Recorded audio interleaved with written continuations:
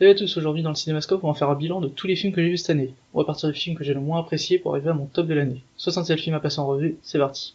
Slenderman, donc un film mal écrit, mal joué et qui ne réussit pas à être inventif. Sur le papier, l'idée semble plaisante, mais le réalisateur ne réussit pas à l'adapter au cinéma de façon convaincante. On peut tout de même retenir quelques vaines tentatives de mise en scène intéressantes avec les séquences de rêve. Je vous conseille plutôt Marble Hornet, une série sur YouTube qui réussit à mieux traiter Slenderman. Escape Room, c'est une idée qui m'attirait beaucoup.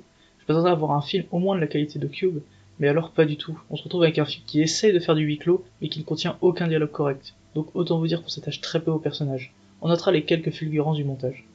Évasion 2. Le premier opus de la saga m'avait pas mal plu, avec une histoire intéressante mais trop peu développée. Et bien la suite a fait encore pire, le scénario est très faiblard, une réalisation peu travaillée, mais le film arrive quand même à se prendre au sérieux et c'est ce qui le rend particulièrement drôle.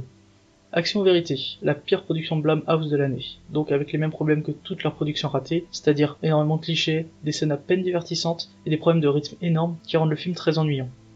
The Vault, j'adore les films de braquage, j'aime bien James Franco, mais le mélange des deux m'a laissé de marbre. Entre les personnages creux et une histoire extrêmement classique, The Vault se démarque seulement par son casting et son jeu d'acteur pas mauvais. Call Me By Your Name.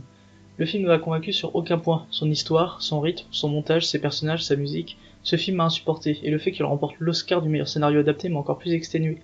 J'apprécie seulement les décors du film.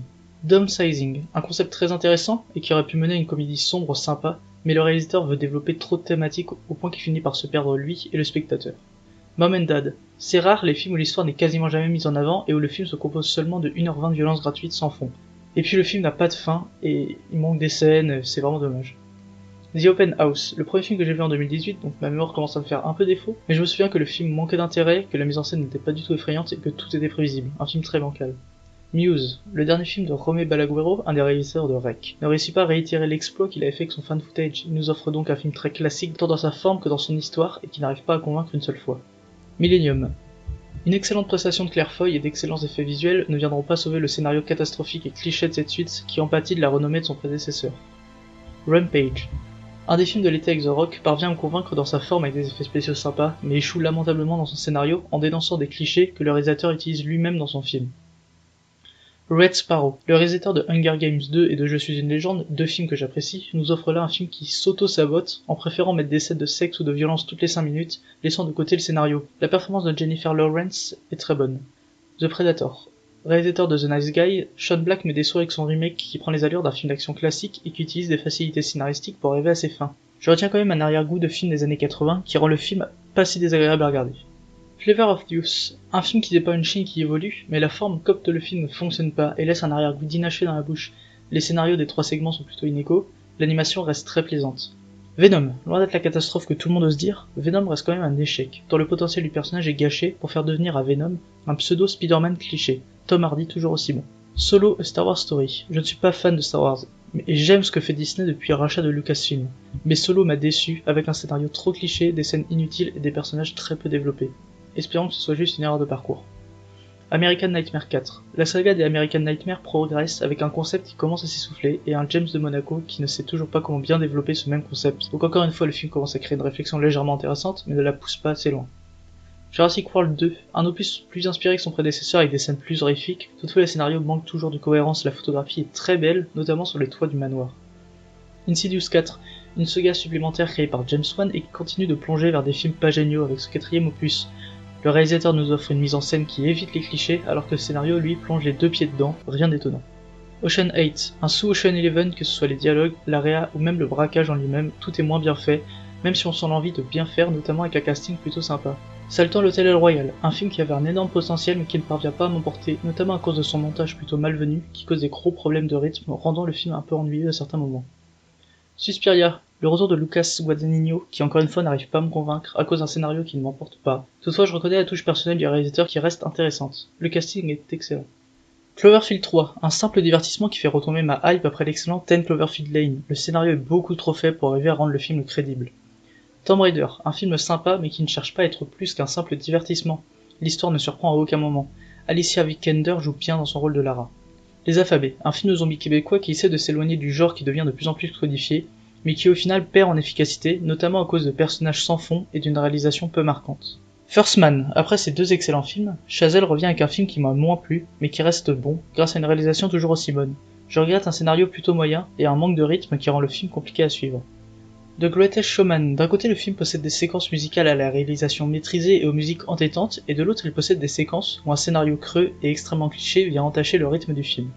Les Veuves. McQueen revient 5 ans après sa dernière réalisation qui m'avait énormément marqué. Les Veuves m'a laissé un goût d'inachevé avec son histoire beaucoup trop banale et son manque d'enjeu pour les personnages. Dommage quand on voit le casting d'exception et son propos très actuel. Annihilation.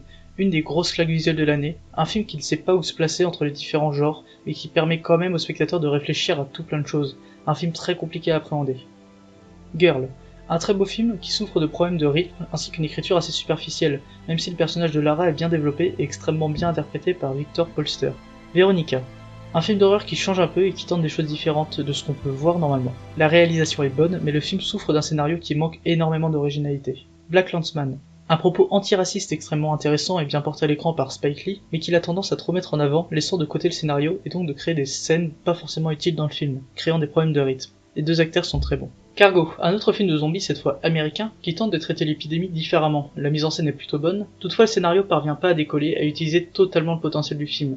Martin Freeman tient à merveille son rôle. Halloween, un film qui se veut nostalgique et qui ravira les fans du premier film après de nombreuses suites ratées.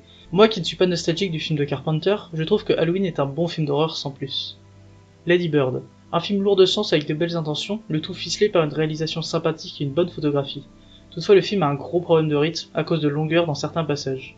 Marie et la fleur de la sorcière, un film techniquement parfait, l'animation est sublime, le réalisateur parvient à créer un véritable univers plaisant à découvrir. Toutefois le film a tendance à se perdre dans cet univers au détriment du rythme et de la narration générale.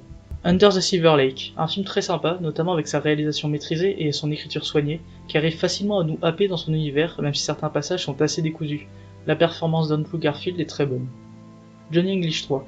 Après 2 opus sympas sans plus, le troisième épisode de la saga m'a fait beaucoup plus rire, avec des gags toujours aussi bien trouvés et la comédie visuelle que gère parfaitement Rowan Atkinson.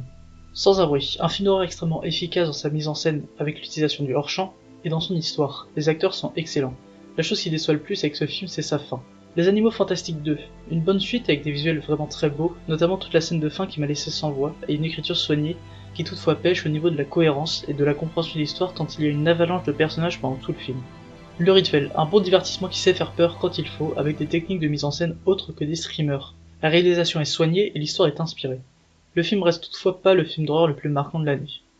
Bird Box, le film made in Netflix, alterne entre séquences laissant libre cours à l'imagination du spectateur en utilisant le hors-champ et séquences remplies de dialogues quelque peu convenus. La réalisation est soignée et Sandra Bullock joue vraiment bien.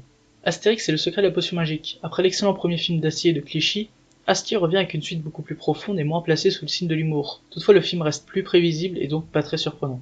Psychokinésis. Le réalisateur de l'excellent Dernier Train pour Busan revient avec une comédie d'action grand public qui parle de sujets très intéressants. Le scénario est assez classique mais reste divertissant. Le point fort du film c'est surtout sa réalisation avec des plans plutôt originaux et des combats très bien rythmés. Three Billboards. L'un des gagnants de l'Oscar de l'année dernière m'a beaucoup plu, notamment avec l'écriture de ses personnages ainsi que son écriture qui passe petit à petit de la comédie au drame, et l'histoire profonde et triste qui est même un peu trop dédramatisée par le film. Le principe des panneaux est aussi trop peu utilisé. Black Panther. Marvel a fait fort cette année, à commencer par ce film qui réussit à changer un peu la forme de standard de l'origin story, avec une réalisation soignée et des personnages extrêmement bien développés. Le film n'échappe toutefois pas aux clichés scénaristiques et à quelques effets spéciaux plutôt bof. Ready Player One, le film grand public de Spielberg cette année, est une grosse claque visuelle avec toute cette esthétique rétro, un plaisir pour mes yeux de voir des personnages que j'adore à l'écran. Toutefois, une fois ce côté passé, l'histoire m'a laissé un peu en froid car je l'ai trouvé trop simpliste. Equalizer 2, gros fan du premier film, j'attendais beaucoup cette suite, et bien je n'ai pas été déçu. Je l'ai trouvé du même niveau que son prédécesseur, avec un fond intelligent, qui accompagne des scènes d'action qui se font rares mais qui restent excellentes. Denzel Washington livre une très bonne performance. The Disaster Artist, un bon film qui revient sur un nanar culte, mais surtout sur Tommy Wiseau, qui est très bien interprété par James Franco. Le film apporte des points importants sur la psychologie du réalisateur. La réalisation est soignée, toutefois des morales douteuses me font douter de la véracité de ce biopic. Cam, un très bon thriller qui avec son scénario critique de façon assez acerbe des dérives d'internet.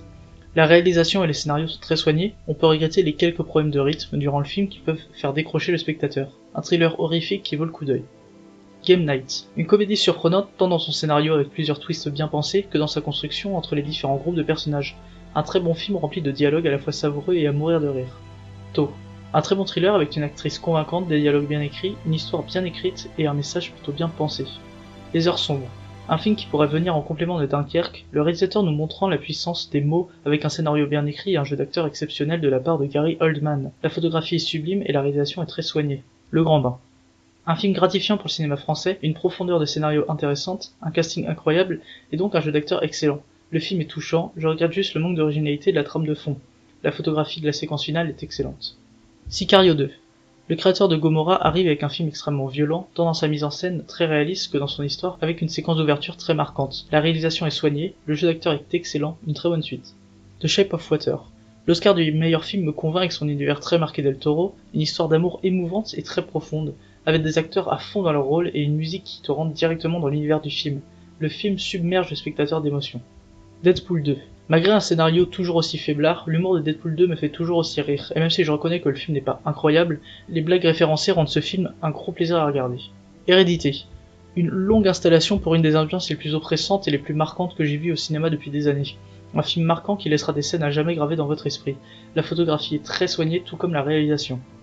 Au poste, une comédie absurde française en huis clos avec un casting incroyable et une réalisation très bonne, qui réussit par son scénario et sa construction à ne jamais perdre le spectateur. Un film qui se veut absurde mais qui reste très cohérent dans ses relations avec ses personnages.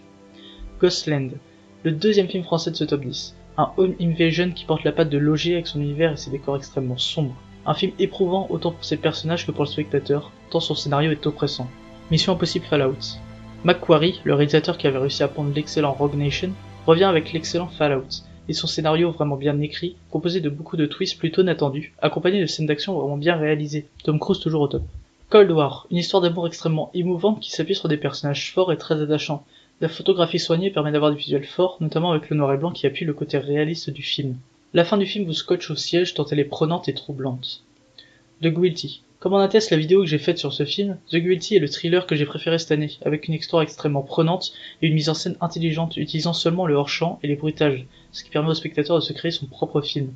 Un thriller qui marque, tant l'enquête qu'on en suit affecte le personnage interprété brillamment par Jacob Cedergren. Avengers Infinity War. Ce qui fait la force de Marvel et la force de ce film, c'est l'attachement émotionnel que j'ai avec les personnages, que je suis maintenant depuis 10 ans sur grand écran.